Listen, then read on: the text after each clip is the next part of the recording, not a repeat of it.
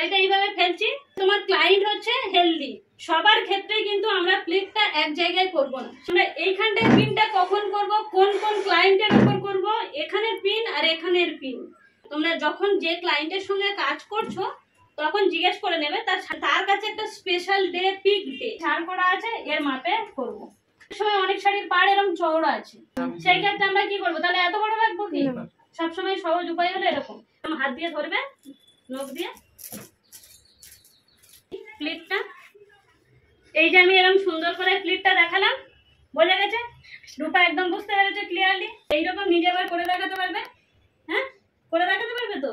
এরকম এটা খুলে দিই। প্রথমে তো পুরো সুন্দর হবে না, আস্তে আস্তে। হ্যাঁ, সুন্দর হবে, আস্তে আস্তেই হবে, আমি সেটাই শুনতে চাইছি। খুব ভালো লাগেছে?